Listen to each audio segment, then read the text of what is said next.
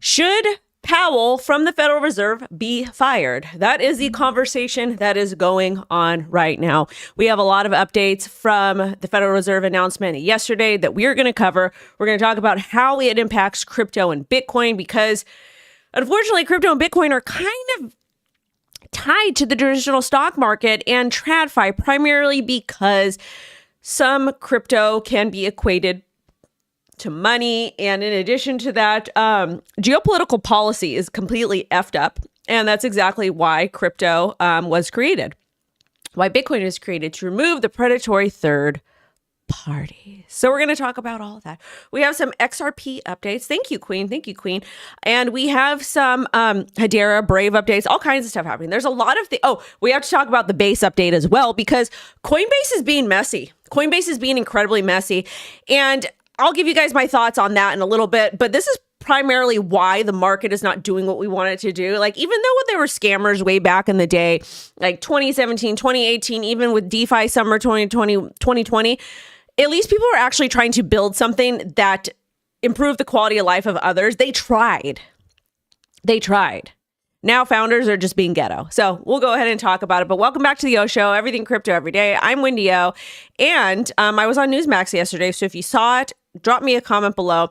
Either way, just smash a like and make sure you're subscribed with all alerts set. Okay, let's get into it. So let's get into the major story over here with Powell. There's going to be a lot that we are going to focus on regarding the meetings, because it's just too much. It's just too much. So from Mr. Trump, Powell's termination cannot come fast enough. The ECB is expected to cut interest rates for the seventh time, and yet too late. Powell of the Fed, who is always too late and wrong, yesterday issued a report which was another typical complete mess. Oil prices are down, groceries, even eggs are down, and the USA is getting rich on tariffs. Too late should have lowered interest rates like the ECB a long time ago, but he should certainly lower them now. Powell's termination cannot come fast enough. So this is from Mr. President Trump on Truth Social. It came out this morning. A couple things I want to chat about here. He's very wrong. He's very wrong in quite a few things. Are oil prices down? I don't know. Egg prices down, groceries, those prices are not down. They're not. Maybe like a little bit here and there, whatever, but prices are not down. Okay. We're not bringing in lots of money with tariffs yet. In order for us to bring in a lot of money with tariffs, we actually need these brand new tariffs to be finalized, and they're not finalized. They're still in negotiation. So he's 100% wrong here. He's doing what Trump does best. He's selling himself. He's a businessman. Maybe he's one of the first original influencers. I don't know. But with that being said, he's wrong about those. However, Powell does need to go. But at the same time, it doesn't really matter if it's Powell or somebody else. The people from the Federal Reserve take direction from the public servants. However, it sounds like Powell is being insubordinate, so he should go anyways. Should they lower interest rates? Probably. It'll make housing a little bit more affordable. It'll make things more affordable to actually borrow money, which is important right now because everybody's in debt. But at the same time, America's in a very, very scary place that we have not been in quite from time. What the hell? That we haven't been in quite some time. I think somebody said like 100 years or something like that. America is in a recession. We're like ready to collapse over here. Some of y'all spend way too much money on frivolous crap that you can't afford. Hell, they even said 60% of Coachella attendees had to take a loan out or to finance their tickets, which is ghetto to me, because if you can't afford basic necessities and your parents are still helping you out and you're borrowing money to go to an event, what are you doing? What are you doing? Yes, I know times are tough, but an event, a concert, that is a luxury. Okay, I understand if you have to borrow money or borrow for food, shelter, and energy, but if you're doing it for a good time to go to Coachella and smell and be disgusting, why? What was the reason? So part of the problem we're in with America is you, but most of it is the public servants and your guys' parents. So we need to figure out how to like revamp that. But anyways, Powell does need to go. He does, because he's not listening. We do need to lower interest rates. I want to buy another property. We need to lower interest rates. But in general, we do need to lower interest rates because the cost of borrowed money is like way, way, way too high. So with that being said, let's get into the next story here, because there's a lot of drama, a lot of drama. Fed Chair Powell says crypto is going mainstream. A legal framework for stablecoins is a good idea, and there will be a loosening of bank rules on crypto. Let's go ahead and listen to this clip here. I think it's imperative that we do, because this is Mr. Powell backtracking And it's pretty funny. Pretty funny to me. And I've heard some people say if Powell goes, it's going to be bad. Why would it be bad? How long has he been in office? What has he actually done? What has he actually done? He lied to us. He said inflation is transitory, which that technically wasn't a lie, but he didn't articulate that the cost of goods and services are not transitory. Okay? Hopefully God will decide to deal with Coachella. I don't know what that means, but you couldn't pay me to go there. And also, too, shout out to everybody who was able to see the original Misfits for the first time. Now you guys know what t-shirts you're wearing. And you know what type of music it is. I actually think it's interesting, though, because nobody got mad about Last Caress. Like, normally, like, the PC people, they come out and they're like, oh my God, this is so bad. You can't say this. But they didn't say that about Last Caress. And you know Danzig had to play that because Danzig doesn't care. Powell is a word salad expert. I'm a word salad. No, actually, I'm not a word salad expert. I just get confused because my ADHD gets all cuckoo. All right, let's listen to this clip by Mr. Powell. Okay? And my third shirt is from the thrift store. We worked with Congress to try to get a framework, a legal framework for stable coins, which would have been a nice place to start. We were not successful.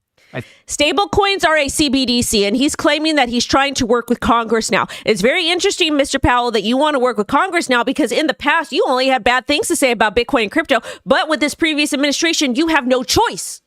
You have no choice. Also, too, hold on. I think that the climate is changing, and you're moving into sort of more mainstreaming of that whole sector. So more mainstreaming of that whole sector. Yeah, of course. Exactly. What did you think?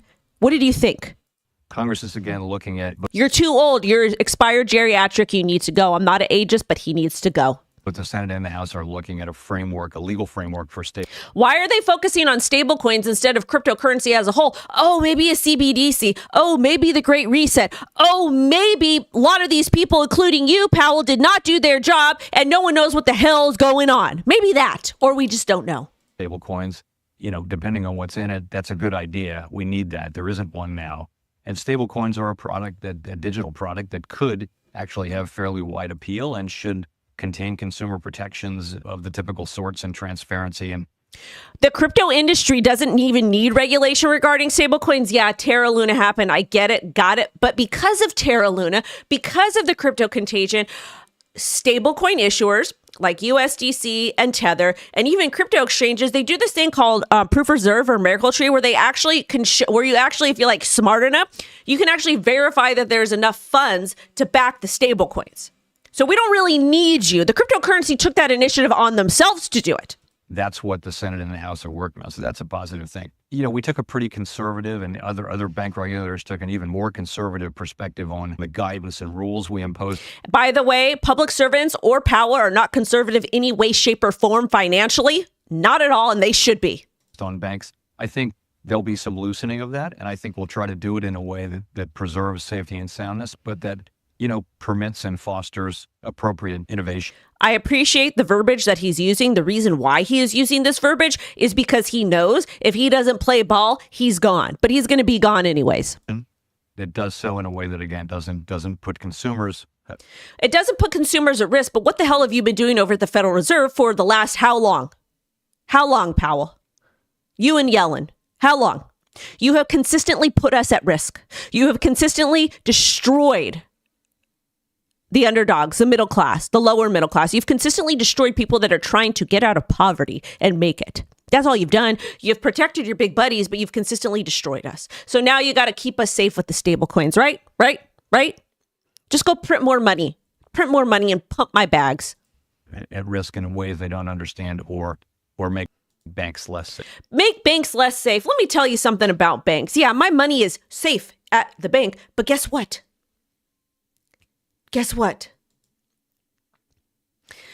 God forbid there is a real bank run and things go away.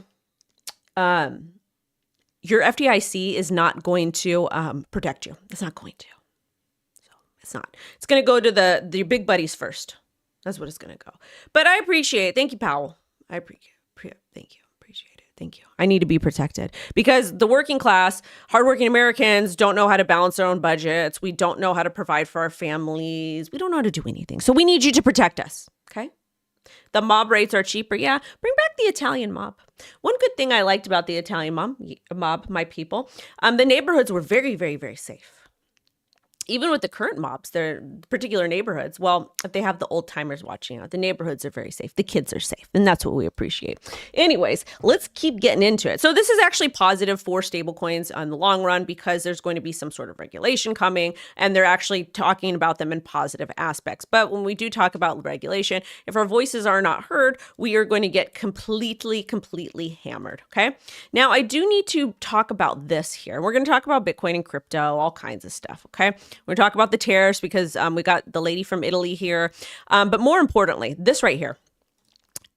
So this is from my good friend Dennis Porter, but he says Congress is trying to ban you from earning any interest from stablecoins. Write your members of Congress now to tell them you oppose the attempts. And so you can go ahead and send a letter. So what I think is very interesting is we just listened to a clip for Powell talking about that crypto going mainstream and legal framework for stablecoins is a good idea. But Congress, on the other hand, Congress is not interested in allowing you guys to earn yield. The reason why Congress doesn't want you to earn yield on stablecoins, that interest, just like you earn in your savings account, is because it's too risky. It's too dangerous. It's too dangerous. But it's interesting because banks used to give you a lot of interest, and then that amount went lower and lower and lower and lower and lower. Now they give you, 0.03%, something absolutely absurd. But stablecoins are too risky. But banks can go ahead and loan money out and participate in the big circle thing, the Circle J, and then they get compensated for it. That's okay, though, right? That's okay. Just so we're all on the same page. So Congress, please. Anytime they talk about protecting you, they want to protect their own interests. That's what it means. That's what it means. But I just want to share that with y'all. All right, next. We talked about that. ECB cuts rates for the first time this year as Europe braces for Trump tariffs. Quarter-point cut in the main rate to 2.25% aims to tackle slowing Eurozone growth and impacts U.S. broader taxes. So they are lowering interest rates for the third time this year in Europe. And the reason why they're doing it is they're bracing for the trade wars. And kind of good to me. I actually like this. I think it's good. So they're cut the interest rate to 2.25% in response to slowing growth and U.S. tariffs. So the reason why they're cutting interest rates is so the cost to borrow money is lower, from what I understand, and more people can spend more because of the slowing growth, which they need to do that in the United States of America. However, in the United States of America, all the stats and numbers we have are not accurate. Like Trump even got caught lying. Okay. ECB President Christine cites U.S. tariff-raising trade tensions impacting EU exports and growth. She emphasizes uncertainty of policymaking and impact of global trade shocks. Inflation indicators are falling, allowing for the rate cut. Inflation, again, is a bunch of BS, but the cost of borrowed money does need to go down. And if growth is actually stagnant, then they do need to do something to improve it. Inflation indicators are okay. Trump tariffs have increased from 3 to 13%, harming EU-U.S. trade. Bank of England is likely to cut rates due to uncertainty from tariffs, is the Fed. Next. Now let's go into listen to this clip over here with Mr. Trump about what's going on with China. Because again, China is one of the main exporters. They send us all kinds of stuff. They send everybody all kinds of stuff. And let me tell you guys something. I know a lot of you guys are watching the whole TikTok thing over there. Watching the whole TikTok thing over there, and TikTok is exposing China. If you didn't know that most goods come from China since like the 80s, I don't know what to tell you. I knew that. Like growing up, my mom was always like, my mom has experience and all that type of stuff. But my mom used to say, she used to get, because we were poor growing up, which she'll never admit that we were poor growing up, but 4 people in one room. No, I digress. I'm actually having a little bit of an argument with her right now. Anyways, with that being said, my mom would always tell me I always wanted designer stuff, like, at least like the stuff they were selling in like fashion, like Wet Seal or whatever. She's like, we can just go to Payless. Like, I remember I wasn't allowed to get real Skechers because we couldn't afford it. So we would have to go to Payless. She's like, it's the same thing. It's by the same manufacturer. It's all from China. I knew this growing up, but I still wanted the brand name because I used to get made fun of. But China's not exposing anything. Okay. We knew this. And if you didn't know this, I don't know what to tell you. But let's go ahead and listen to apparently this trade war, the tariff war is almost over. Let's go ahead.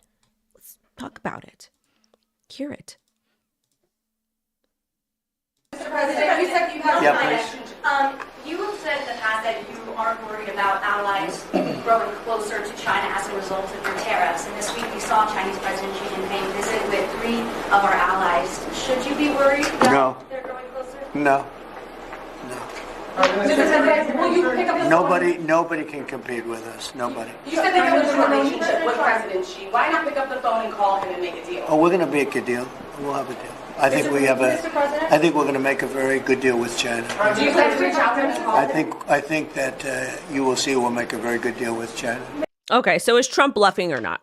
I personally don't know. At the end of the day, we're not going to really find out what exactly, like the impacts of these tariffs until they're actually instilled. And the same thing goes with the panorama when we're printing all this money. You don't feel the impacts right away in most cases.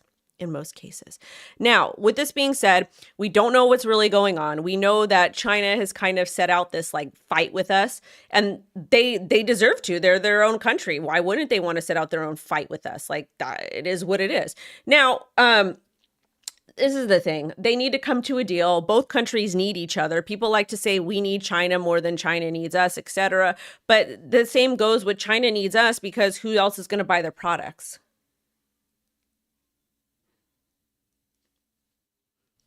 You know.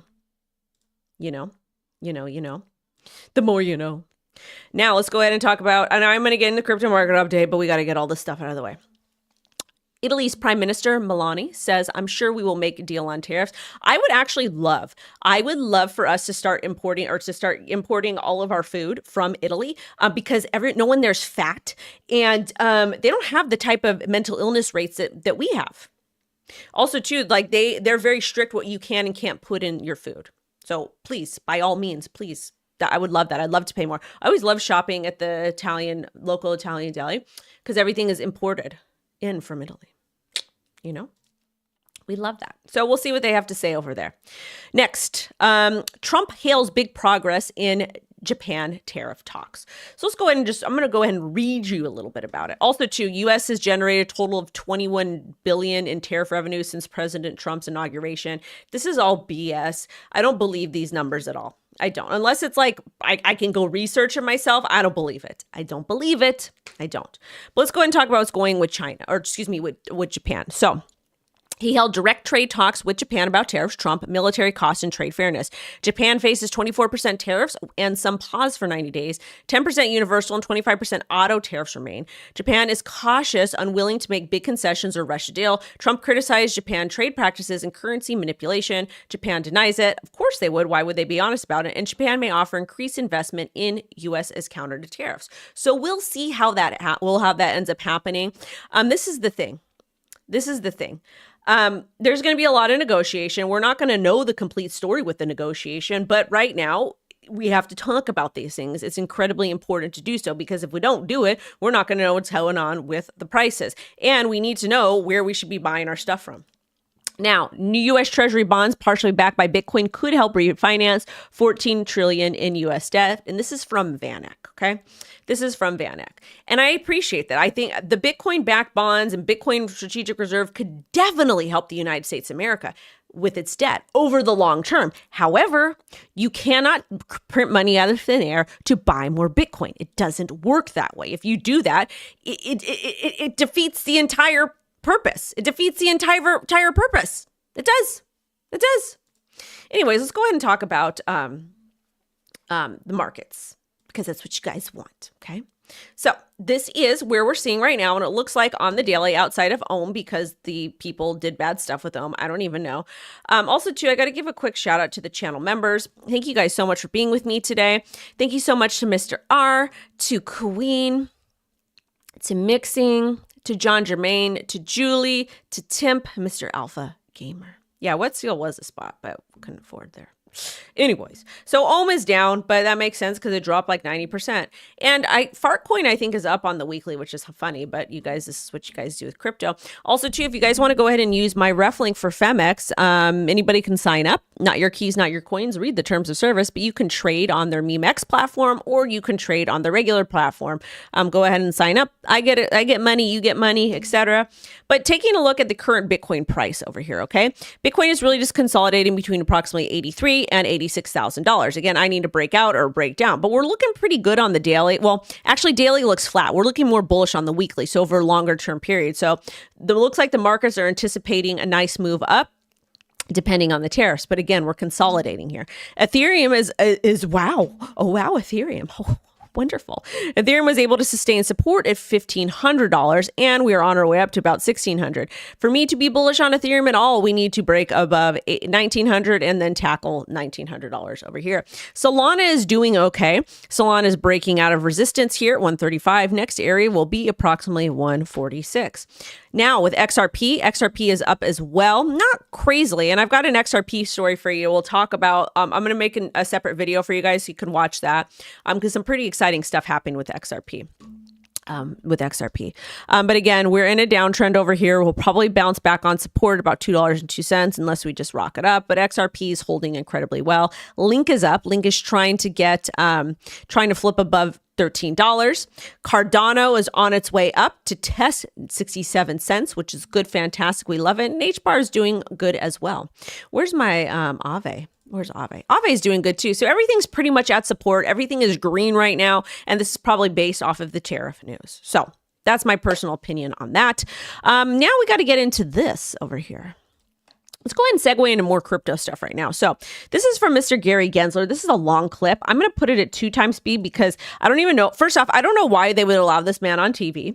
Number one. Number two, I don't know why he's even talking about crypto. And number three, he's absolutely disgraceful. And he says he's a Bitcoin maximalist. He's a liar. And the reason why he's a liar, because if he was a Bitcoin maximalist, he would have actually done more for Bitcoin while he was in office. And it's not about what their actions.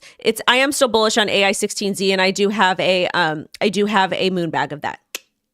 All right, let's go and listen to this silly little clip here. Hold on, but yeah, Gary Gensler is the worst ever. Hey, Gary, final question for you. As you probably watched, so many CEOs were doing almost victory laps in the crypto world as these enforcement cases were dropped by this current administration, cases that you had brought. As you watched that, what did you think?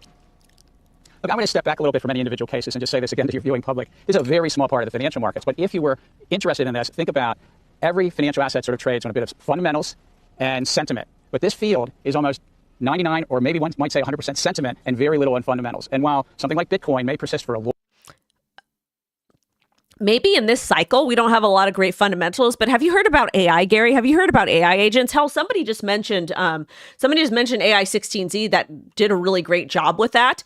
So what are you even talking about? Have you heard of something called HBAR that they're focusing on AI and RWAs and DeFi? Like, what are you talking about utility? There are actual utility projects. Most of the market is trash, but at the same time, what the hell are you talking about?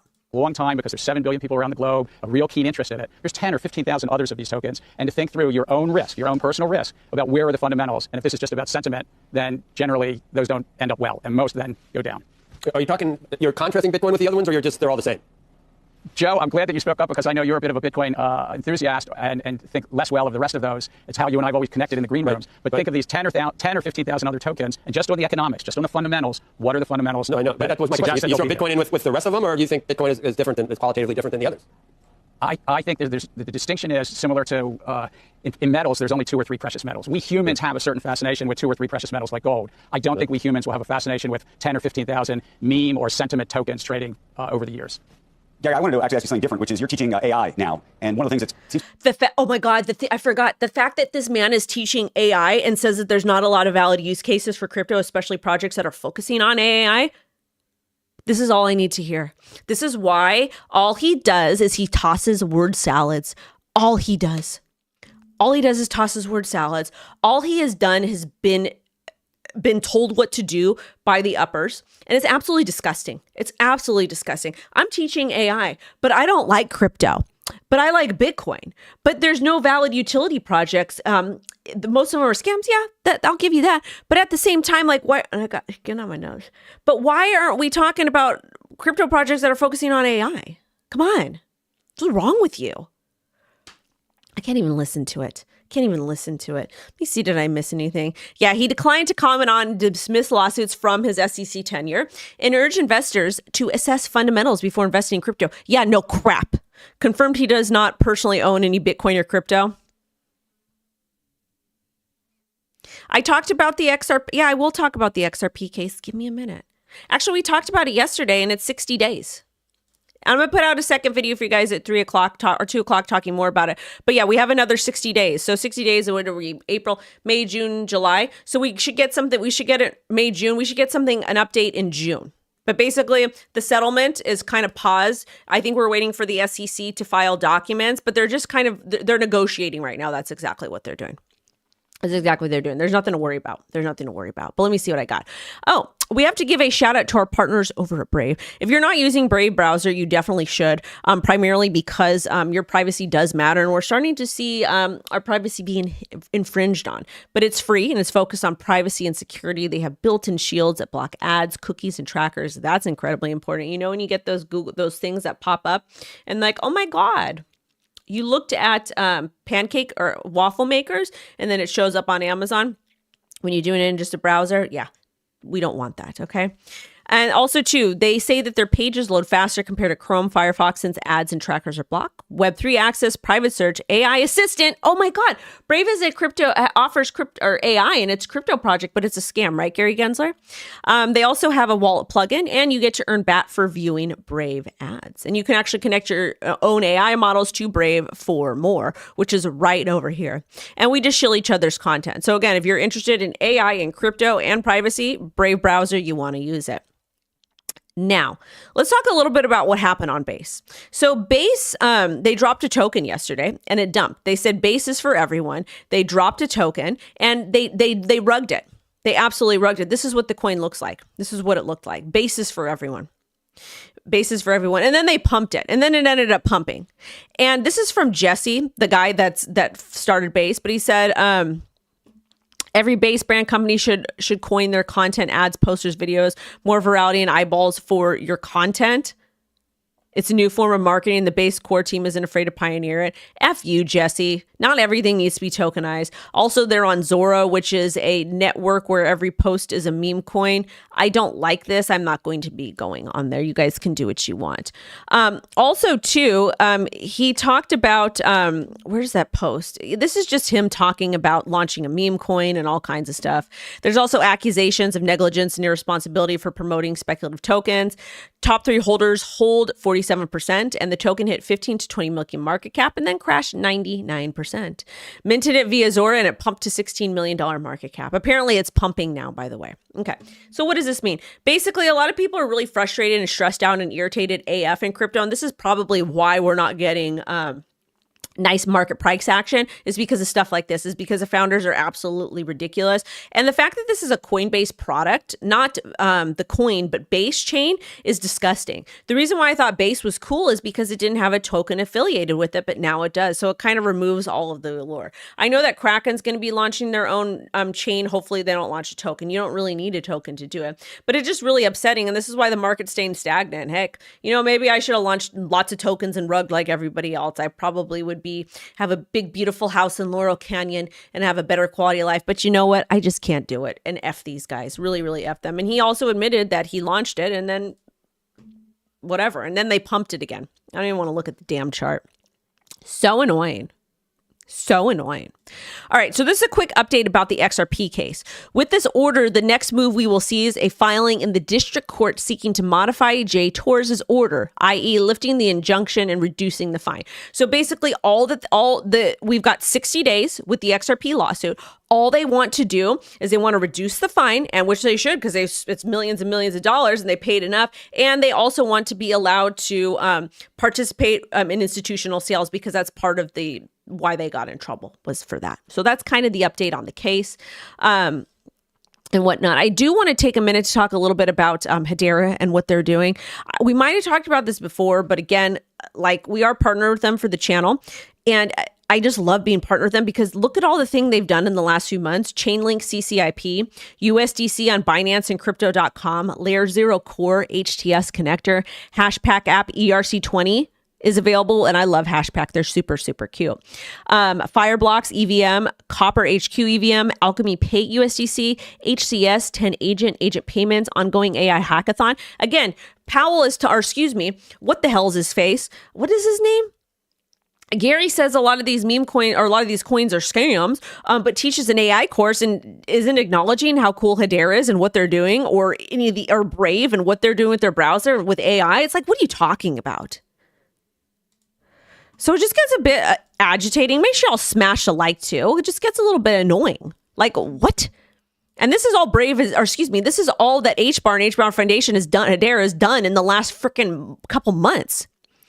Also, if you guys are interested in building on Hedera, you can join the Hashgraph Online AI Agent Hackathon and leverage the power of agent payments today. Again. And they are one of the top projects by development and activity and growth.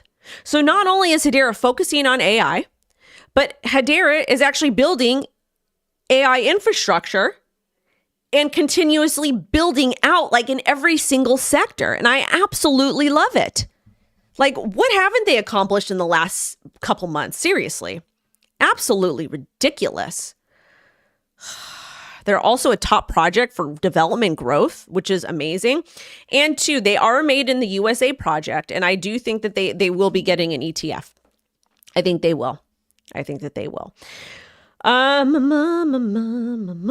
They will, in my personal opinion. Because they're made in the USA and they're a more legitimate project, it seems. So I don't know. That's just my personal opinion. I think that I think pretty much like, I think XRP, Solana, Litecoin, HBAR, Link, and a couple others, Avalanche will get the ETFs. Now, we're getting a little bit closer. VanEck on-chain economy ETF node cleared for May 14th launch. This right here is going to target 30 to 60 blockchain crypto infrastructure companies, very similar to what Grayscale does to an extent. No direct crypto holdings, but you can allocate up to 25% to CryptoLink ETPs and offshore subsidiaries and invest in digital transformation companies, crypto blockchain focused firms, minimum 80% in digital asset related securities. So let's see that. Also, too, what else? Binance. This one's a big one over here.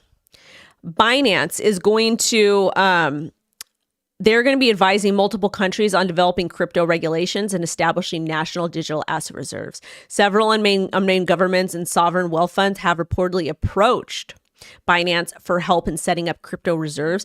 This is really, really big, you guys. And the reason why this is so big is because a lot of these countries might not be super well versed in crypto, but they understand how fast crypto is coming. So they're like, you know what? Can we get your help? You're an expert in this space. And notice how they went to Binance.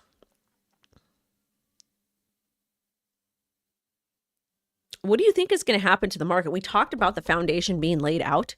What do you think is going to happen to the market in the next couple months? Seriously. If the tariff war is over in a couple months, and we have companies like Binance advising multiple countries on to create crypto strategic reserve, Bitcoin strategic reserves, laws and regulation, what do you think is going to happen? What do you think? I'm going to leave you all with that to think about it. Thank you so much for watching the O Show, everything crypto, every single day. Thank you to everybody who's subscribed to the channel. If you're not subscribed, you need to subscribe, smash a like, drop me a comment, and I got a video for you on XRP dropping at 2 p.m. PST. Make sure to stick around for that because it's actually pretty big news. And no, it's not about the lawsuit ending. We know we're going to get it over in about 60 days. Thank you guys so much. Bye-bye.